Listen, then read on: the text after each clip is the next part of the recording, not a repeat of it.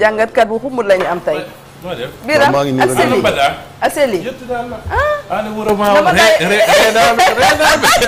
coow direct la nama day gurdu yettude Allah de alhamdulillah séeréer yi am nañu problème ñaari Haalpulaar bu ñu dajee ci bërëb yettude Allah nama day gurdu comme ni koy waxee nama day leydi aɗa sippire de weɓande yo Allah jarnu tampere yàgg na ñëw yo Allah jarnu tampere alors Biram Yaya Wane mooy président bu conseil national des dirigeants d'entreprise du Sénégal ñuy waxtaanee tey lu jëm ci assise de l'entreprise le privé national ndax impliqué nañ ko ci plan de redressement économique fii ci Sénégal Biram. waaw jërëjëf Dieynaba Seydou Ba. mi salminima a salminama juurama. wallahi Seydou Wane. puis j'en profite. mon ami Charif. oui. best grand nga yow. Malick mon ami. Diaw. di am mbégte ñëw ci seen plateau. waxtaan ci économie waxtaan ci presse bi comme ni ñu waxee. le plan de redressement économique et social. maintenant dina am mbégte bu baax di mën a tontu ci sa question. su ne secteur privé sénégalais impliqué nañ ko. maintenant il faut de nga xam tey. secteur privé dafa doon secteur privé boo xam ne dafa bëri pàcc-pàcc. doon secteur privé boo xam ne dafa hiérarchisé. hiérarchisation boobu mooy entre acteurs économiques yu opérationnel. yoo xam ne am nañ njëriñ ay góor yàlla yoo xam ne ñu ngi góorgóorlu.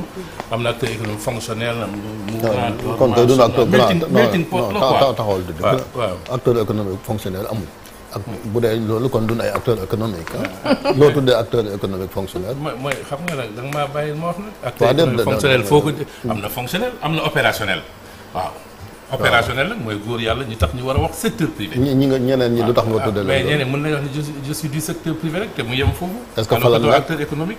lu tax kon tey nekkuñ ko. waaw mais qu'est-ce qu'il apporte à l'économie. mais rien mais moo tax il faut ñu tudd seen tur rek waaye ils sont du secteur privé xam nga dénominateur commun bi yëpp daal mooy. nit ñi ku waxee mën a je suis du secteur privé. dire que je suis du secteur privé ak nekk un acteur économique opérationnel du secteur privé dafa am différence. dëkk bi tey boo gisee tey mu tar métti mooy Sénégal tey fii ñu toll nii ak gouvernement bi yegsi bu bees nii amagul secteur privé te secteur privé bii mu amagul nag amu ko ci cadre institutionnel à travers les chambres de commerce les chambres de métiers autres. amu ko ci organisationnel patronal mooy les organisations patronales et autres loolu moo tax dëkk bi tey tar te dafa tar bi ñoom puisque gisaguñ ci ay solution day gën a tar c'est malheureux. waaw mais c'est le constat. Biram et ce constat c'est le constat de l'économie. waaw non mais yaa ngi wax sur le plan institutionnel. chambre de commerce yi existe ndax am nañ ay présidents 14 régions bu nekk am na chambre de commerce. qui sont là. bu dee aussi ñi ngay wax noonu mais CNES mi CNP bi nga xam ñu ngi organiser assises yi ci kanam ñi ngi fii MEDES mi ngi fii CIS sang fi nga ne yooyu amu fi ñooñu warul fee nekk pour un régime quand même dañ fee nekk pour économie Sénégal. waaw léegi d'accord léegi xam nga sax boo tuddee ba tudd chambre de commerce il faut nga xam ne depuis 15 ans tey 2010 2025 amul renouvellement ça c'est vrai donc jarul may ñëwaat foofu donc cadre institutionnel du secteur privé Sénégal amul loolu wax naa la ko ba pare. organisationnel patronal c'est malheureux de le dire et de le constater amalaguñ njëriñ bi ñu war a amal njëriñ économie sénégalaise et ça c'est malheureux et xoolal ça se ressent non seulement ça se ressent mais c'est palpable dafa doon loo xam ne ni da nga ciy teg loxo xam ne lii doxul te bu doxul nag état bi da ci am part de responsabilité bu rëy ci secteur privé parce que tous les manquements yi nga gis tey tous les dysfonctionnements sont imputables à l'état tey boo xoolee côté chambre de commerce ça fait depuis 2010 2015 2025 15 ans amul élection amul renouvellement te même boo puusaatee loolu au niveau des textes qui régissent aujourd'hui ces institutions consulaires tey boo jëlee les chambres de commerce c'est le décret 2003 827 du 10 octobre 2003 tey am na 22 ans te kenn laalu nga ñëw tey ci chambre de métier yi. Le décret qui régit les chambres de métier est un décret de 1987. am na 38 ans tey Abdou Diouf moo ko signé woon. et l'arrêté d'application. c'est Khalifa Ababacar Sall en tant que ministre du commerce et de l'artisanat moo ko signé woon l'arrêté d'application ce que veut dire par là 26 ans tey mu obsolète. Entre-temps il y a eu au niveau communautaire des conventions qui ont été signées et même le code communautaire tey de l'artisanat 2014. Donc pour te dire dafa am un sérieux problème de mise à niveau par rapport même au texte tey yi nga xam ne institutions yooyu incarné ko tey boo jëlee par exemple booy classer les institutions les plus connues les plus visitées par les acteurs économiques au quotidien chambre de commerce moo jiitu à hauteur de 17,5%. Ça suivent les chambres de métiers à hauteur de 11%. APEX bii di kër yi nii yëpp 8,2% la après nag ma topp FONGIP 4,9 ADPME 4,3 FONSIS 2,7 bureau de mise à niveau à l'échelle communautaire 1,5%. yeneen yi ngay dégg nag boo déggul turam fii rek yeneen yi ngay dégg yëpp nag. d'accord mooy ay ACPEX ak ay façon yooyu yëpp. yooyu ci autre dispositif. waaw léegi pour répondre à la question maanaam secteur privé national. waaw ci plan de résilience bi. waaw yéen a ngi ciy gérer loolu dugal nañ leen ci parce que gis naa bi nga koy lancé le 1er août. justement le secteur privé avait pris la parole à travers. seen ay représentants en parlant justement du CNP. bay di añ jëloon na fa te tey ñoom ñooy def assise. de l'entreprise. waaw maa ngi nuyu Baye Diagne au passage. waaye man xam nga léegi damaa bàyyi di dem ci organisation. ay réunion yooyu façon yooyu dama ko bàyyi dem. parce que man ba ma tuddee Birane woon ba tey façon yëpp maa ngi ciy dem. waaw dëgg la conseil présidentiel sur l'investissement 2017 bi Macky Sall présidé fii ci SICAD man maa ko fa poser problème boo xamante ni amal nañu problème c'était les dossiers. Des acteurs économiques yu nekkoon au niveau de la commission de contrôle des opérations domaniales yoo xamante ni maa ngi fa woon mais kenn xamul ban tiroir lañ ko defoon ak poussière ba fa nekkoon man maa leen wax problème yi génne leen ko traité dossier acteurs économiques yooyu ñu mën a am seen boo mën ko def ay garantie hypothécaire mën a lancer seen activité. oui mais aussi am na également beaucoup d'hommes d'affaires yi nga xamante ni dañoo jël boo yooyu def ko au niveau des banques ñu wax leen ko ñu dem au niveau des banques ñu lever également des fonds mais fonds yooyu noonu ndax saay c'est-à-dire que man nag façon boobu du ma ci tontu parce que homme d'affaires bu ko def tamit kooku ko def dañu lay bàyyi sa conscience nga def loo bëgg waaye man damay wax ci ñiy liggéey te def liggéey dëggantaan yow ko li nga ma posé question ça se voit que yow xam nga ci dara en matière immobilière waaw loolu mais loolu choix la boo amul ambition yow nga xam ne da ngay wut terrain boo xam ne après da ngay wut pour jaay ko kooku ça n'engage que toi et kooku état bi moo la war a mën a encadrer tey ba bàyyi bii mu ñi lay jox nii boo ci defee garantie hypothécaire ba lever ci ay xaalis mais da fekk nga dugal ko ci financement ci ay projet te loolu tamit bu demee ba am yooyu yëpp sa fa doon ay affaires yoo xam ne mën nañ ko garantie mën nañ ko encadrer parce que tey mënoo jël sa bàyyi rek yóbbu banque jox la xaalis il faut nga jaar ci receveur des domaines de la zone bi nga xam ne fa la terrain bi nekk dégg nga mu jox la une autorisation d'hypothéquer wala une autorisation de céder loolu état bi pour te dire que mën na ko encadrer mais loolu nag bu ci yooyu yëpp dans le cadre de réforme ñun mën ngeen ci wax dara. c'est ça parce que booy wax réforme lay fekk nga yow nga dem ba ci digg bi topp problème ba yegg ci cëppaandaw ja amoo ci solution nga xam ne fii dafa laaj réforme. c'est ça moo tax réforme yi ñuy wax yëpp tey dans la république tey au niveau du secteur privé réforme yi ñu war a laal yëpp gouvernement bi nag malheureusement laala ko ci dara. parce que nous sommes dans un état qui doit être réformé les textes sont obsolètes les textes sont dépassés et nous sommes dans un environnement communautaire tey booy wax Sénégal mën ngaa wax certes Sénégal mais booy wax Sénégal da nga war a wax des 8 pays de l'UMOA bi nga xamante ni tey ñoo bokk le franc CFA war a bokk nag jongante mu doon une compétition rude boo xamante ni dañ ko dul wax mais compétition ma nga fa. mais Birame répondez à la question maanaam secteur privé national est-ce que impliqué na leen secteur privé national fii ñu nekk nii daal boo bëggee dégg dëgg puisque yaa ngi ciy ñëw di ñëwaat. jéem naa la non parce que man on va pas suivre le ton. ci xëy na da nga am ci communication waaw léegi jéem naa la yóbbu ci yeneen gars. da nga dérouté waaw mën na la ñëwal ci l'essentiel. waaw léegi nag dama pour nga wax dëgg bi daal mooy. secteur privé bii ñu am fii ci Sénégal fii ñu toll nii ci guddi yi amalul benn njëriñ état organiser nag ay réunion organiser ay gala organiser ay forum amul njëriñ. amul rendement démb rek ci suba daje naag benn responsable boo xam ne même tey par rapport ak cette université bi ñu organisé ni ma ne ko léegi accueillir ngeen pendant 48 heures 11 000 et quelques personnes et des acteurs économiques yi ñëw defal leen ay promesses d'investissement à hauteur de 13 000 milliards. fii Sénégal bi ngay wax. waaw fii Sénégal ma ne waaw léegi fu ngeen ci toll nag mu ne ma waaw gars yi ñëw nañ dige nañu mais diggante dige bi ak génne koppar yi ba dugal ko ci économie bi fa la coow li ne. fa la coow li ne léegi nag par rapport ak secteur privé fii ñu toll nii. secteur privé amul problème. mais maintenant qu'est-ce qu'il faut faire amul benn njëriñ. oui mais d'accord loolu constat boobu ngeen def. maintenant qu'est-ce qu'il faut faire pour que secteur privé boobu mën a impliqué wu.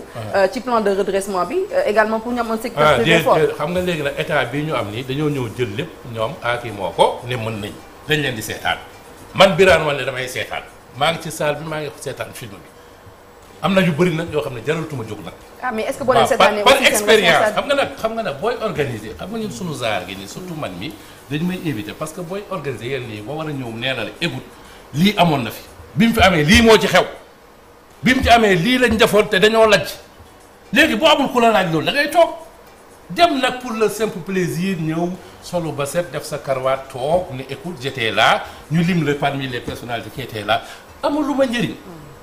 oui mais amalu ma njëriñ. donc dama ci dul dem.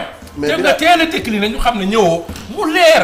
comme ça kenn du am problème fi mu toll nii. waaw assises yi dafay am ci contexte bu nga xam ne quand même xaw na particulier. waaw parce que jamono ji ku nekk xam na ne. au plan économique. waaw entreprise yu bëri ñu ngi traversé. ay difficultés. rawatina le secteur des BTP bi ngeen doon tudd noonu. dañuy faral di wax ni quand le BTP va. tout va waaw fi mu nekk nii nag ñu nekk ci problème yu nga xamante ni nii naka la ñuy def ba génn ci fokk ñu waxtaane ko parce que nañ ko def joo gis ci nañ ko waxtaane lay jógee dans le contexte économique actuel bu nga xam ne ñoom li ñu bëgg mooy une croissance économique élevée. il faut vraiment poser les jalons d'une réflexion. waaw léegi kaay ma wax la foofu nag loo xam ne tax ñu lajj. les causes ñu lajj yooyu. xam nga tey da nga doon gis président Macky Sall taal avion bi def ci kérosène ba mu fees dem ne tir dem fan la dem na Turquie. dem na Chine dem na Dubaï. du ànd ak benn homme d'affaires wala du ànd ak benn président lu mel ni ay sëriñ boobu yooyu am expérience mën a représenter secteur privé dem conseiller ko bu ñëwee nag mu ne indi naa financement yan financement indi naa financement Exim Banque export import banque nga dem Turquie nax la jox la ay lekk yu neex nga lekk ba suur impressionné la. mais le signal mais les résultats sont là gis nañ infrastructure yi. mais infrastructure amuluñ de xaalis la il y a 53 ans lorsque Ndiouga Kébé ak Djily Mbaye nous conseillons ici Holding Kébé Dubaï c'était des vents de sable et de poussière ay montagnes la woon amuloon benn économie doxuloon nekkuloon ci raay. nga ne infrastructure amul njëriñ yi. mais da nga may déglu. amaluñ njëriñ sax secteur privé. boo ñëwee tey ñu ne la tey am nga financement Exim Banque Turquie bi ñëw nee na kaay ma defal la SICAP kaay ma defal la stade bii kaay ma defal la Arena pendant ce temps les mêmes entreprises sénégalaises pouvaient faire pareil ou meilleur même que ça. mais bu ñu la ñëwee nee na yow nga tayal a wuti ay financement ñu ne indi la paquet nee na financement Exim Banque la ñu indi et quand Exim Banque te finance un projet et te demande en retour à ce que 85% des produits et matériaux proviennent de leur pays. un moment où tey suñu entreprise yi mën a def la même chose toog fii dégg nga Colompa ñoom da ngay liggéeyloo seen entreprise. oui mais parce que l'industrie karo yaa ngay ñëw sanitaire yaa ngay ñëw. fer yaa ngay ñëw ñëpp ngay ñëw au détriment d'entreprises qui le faisaient ici. c'est parce que également l'industrialisation également de la chaîne de valeur du BTP pose un problème. mais xam nga ñun kay wax xam nga tey pour industrialiser suñu dëkk bi tey dafa am problème yu bëri. il y a un facteur bloquant de taille mooy tey le coût très élevé de l'électricité. man beneen laa jóge en tant que membre de la chambre consulaire de Limowa.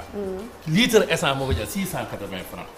te tey bu fekkee dans une zone communautaire nga ne tey dama bëgg a def financement tel produit alors que nga xam ne tey même par rapport au coût très élevé de l'électricité tu préférerais aujourd'hui investir à Cotonou au Bénin que de venir investir au Sénégal. loolu lu ma la ci mën a wax tey boo gisee tey ma wax la loolu par exemple le secteur du bâtiment tey quand le bâtiment marche tout marche c'est vrai mais quand tu bloques le bâtiment tu bloques tout par rapport à la chaîne de valeur.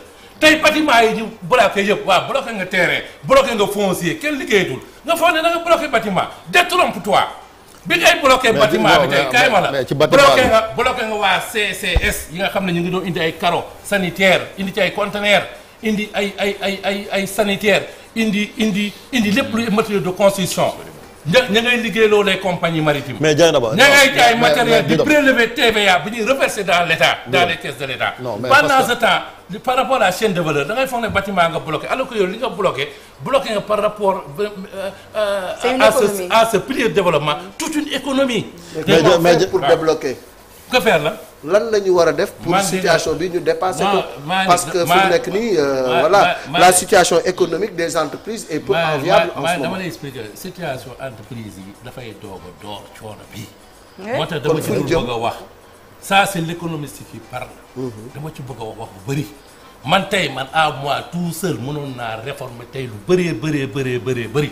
je connais l'administration de bout en bout dégg nga. par rapport aux 4 points cardinaux yokk naa ci yeneen 2 sax muy 6 points cardinaux lépp luy facteur bloquant man tey xam naa ko gëstu naa ko mais c'est mon rôle mais tey bu fekkee ni tey wóor na la loolu état moo ko mën a régler te état par rapport à l'état aujourd'hui au Sénégal fii ñu toll nii tous les chemins et schémas mènent chez le président Bassirou Diomaye Diakhar Faye et chez le premier Ousmane Sonko. ñoo ŋànk réew mi. waaw mais ñoo ŋànk réew mi d'accord fii amul benn ministre bu fi nangoo ñemee jël responsabilité. amul. man personnellement en tant que membre du secteur privé bind naa le 31 juillet bi 2025 pour le cas Khadim Ba que je salue au passage bind premier ministre bind président de la République bind ministre des finances bind ministre de la justice amul ku ma tontu c'est aberrant dans une administration boo xam ne courrier sax da nga koy bind poser problème boo xam ne kenn ñemewulaa tontu c'est quelle administration ça. xam nga tey le problème du Sénégal nous sommes dans une administration boo xam ne à la limite elle est dépassée toutes les administrations sérieuses toutes les administrations innovantes toutes les administrations émergentes sont à l'heure de la dématérialisation. T'as pas besoin aujourd'hui de voir monsieur X pour décanter un problème mais fii fonctionnaire bu bind du tontu loo wax ñu ne la demal ci premier ministre. ba ci kaawu Khadim Ba bii loo wax ñu ne la demal ci président de la République. bu ma génnee fii ñu ngi may préparer correspondance dama koy signer pour mu demaat ci ñoom taayiwuma un homme d'affaires ça place pas en prison sàcc na d'accord gis nga li mu sàcc d'accord jël ko bàyyi ko mu libre mais nga mu nekk ci ay joode nekk ci ay problème nga gën ko bàyyi kaso ne ko toogal fii mënalatul dara boppam mu yor ay sociétés yoo xamante ni tey ñëpp nga am ay coono dans un environnement de compétition. moom mi ngi loolu dafa dul yoon. moom son état de santé ñu ngi ko yóbboon hôpital Fann. waaw ma nga hôpital Fann yal na ko yàlla may. jàmm saafara bàppam mais nga am un problème boo xam ne mënoo ci wax ak nit. mënoo ci wax ak nit mais ban dëkk la ñu ne. mënoo gis ministre. mënoo gis premier ministre mënoo gis président. problème nekk fii ne kii ne katt ni joon léegi luñ bëgg nekk ba nit ki dee wala ñu ne leen ñëw leen jël si seen néew. Bonne façon administration là. Au-delà de Khadim Ba, on a besoin de champions dans ce pays. soxla nañu aussi un secteur privé fort. déglu ma rek soxla nañu aussi une alliance entre le public et le privé. pour mën a génn ci situation bi. mais bu ñu déggee ni ngay waxee nii. ñoom jubóowuñ seen biir ça veut dire que tey. bàyyi wax jubóowuñ c'est pas important. mais si am na bu ngeen jubóowuñ toutes les questions de vision bu ñu déggee ni ngay waxee nii c'est un tableau très sombre et il y a pas jubóowuñ maanaam mais soo waay du ma dem lekk biscuit bu dema rey ma ñëw ne monsieur la añee di wut pur naa maa ko defut. Aujourd'hui, la trajectoire n'est pas bonne. On n'est pas sur la bonne trajectoire pour créer de l'argent.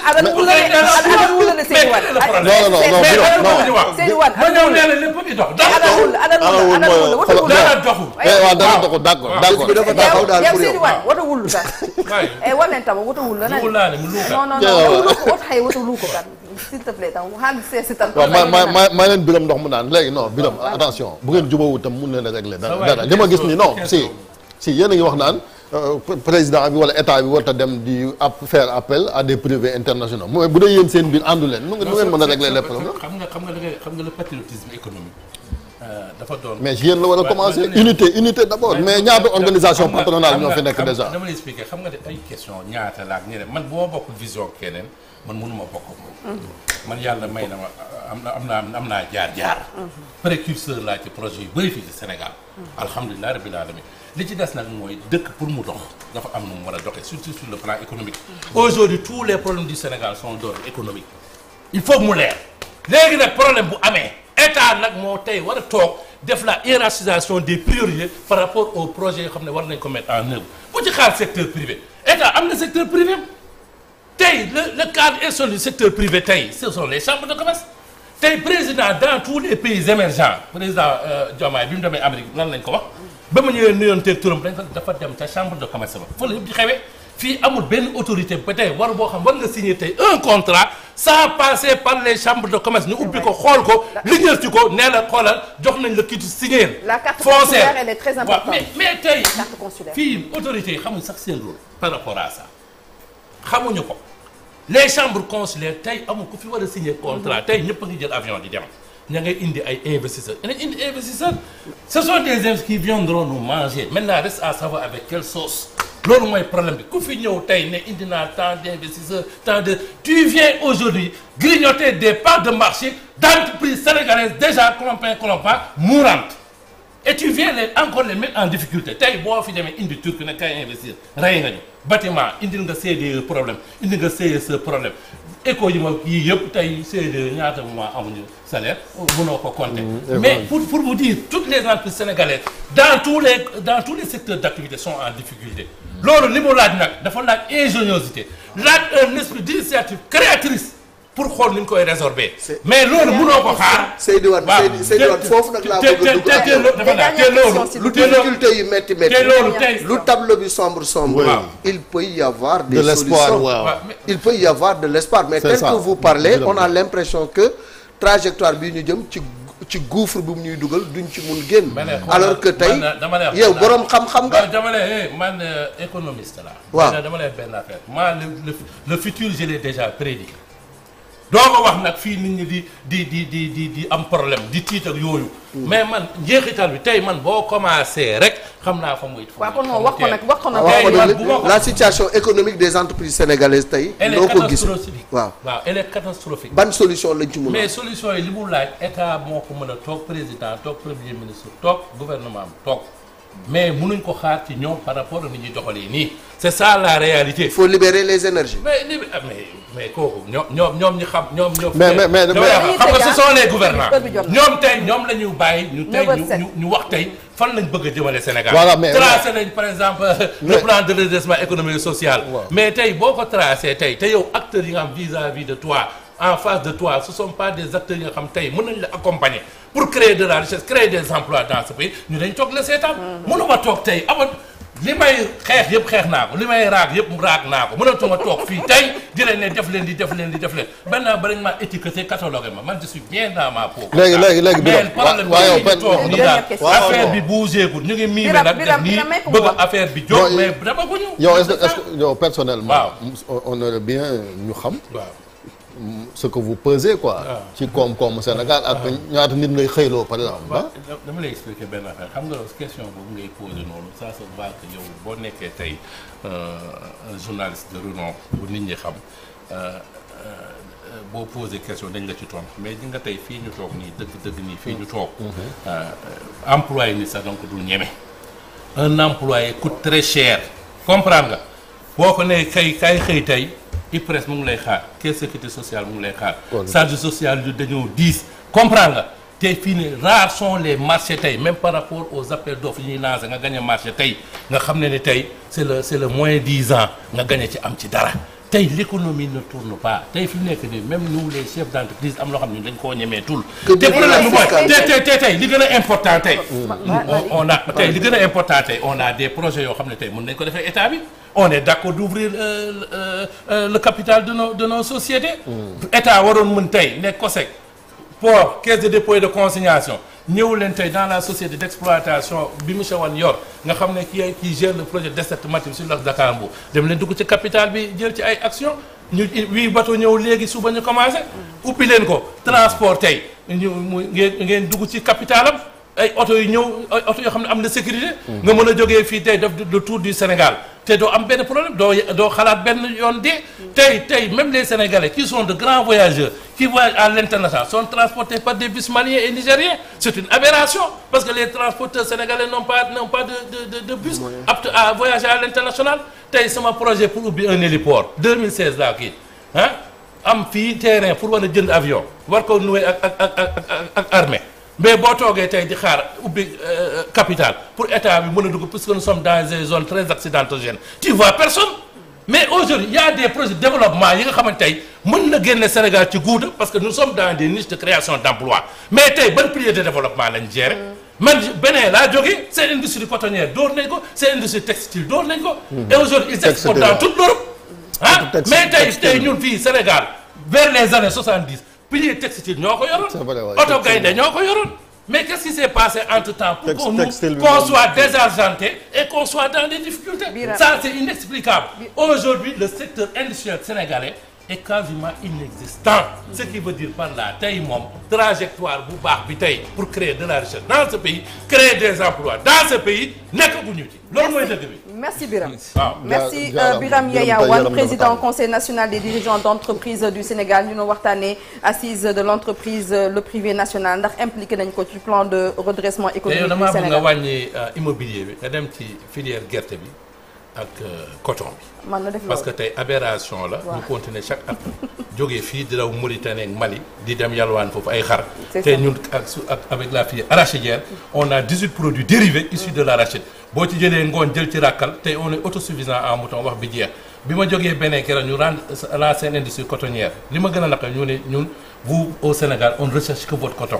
bi may demee campagne tey au nom du secteur privé à Tamba il y a 2 millions d'hectares de terre inexplorés inexploités à Kotiari ñëpp a ngi koy toog te suñu coton mooy coton meilleure qualité mais waaw mais man dama lay expliquer moi j'ai fait les 8 pays de l'UMOA sama badja gi nii je suis un diplomate économique ma nekk dugg benchmarking laay def benchmarking boobu moo lay permettre tey nga xam ne tey fii ñu toog ñaari mètre ñu ngi miime nag non même textile dañoo demoon Chine bi ñu demee Chine. waaw man de xam naa sama bi ñu demee Chine. sama mbagg yi moom du ko fekkee tey noonu ndax kii gësam nga ma ba ma kii car bi. waaw Mountaga Sy directeur de l'APIX. Aminata Assome Diatta ministre du commerce. maa leen présenté. dëgg la. wala Birame wax. c'est vrai que àndoon nañu Chine mu nekkoon. mais textile bi extraordinaire. non non li mu wax nii ci textile bi c'est important la wax dëgg la damay bàyyi immobilier bi ñëw ci loolu. merci beaucoup fii ñu nekk nii nekkaguñ ci yoon pour bëgg liggéey peut-être buñ bëggee liggéey. di ñaanal yàlla nag Khadim Ba mu génn fi mu toog. ministre des finances sama xarit la woon. Cheikh Diba maa ngi koy nuyu au passage. waaye na tontu courrier. na tontu courrier sama xarit la woon na tontu courrier bi jox autorisation douane ñu exiger ñu autoriser la transaction. waaw jërëjëf merci beaucoup Birame Yaya Wane di ko remercier bu baax a baax tey nag CNP dañuy ubbi li nga xamante ni moom mooy assise ci biir assise yi ñu def li nga xamante ni moom mooy Innovbat pour waxtaanee lu jëm ci wàllum bâtiment kon lu mu wax bâtiment bu amee jafe-jafe rek donc économie bi day am jafe-jafe donc léegi ñu dalal Moundiaye Cissé directeur exécutif bu ONG 3D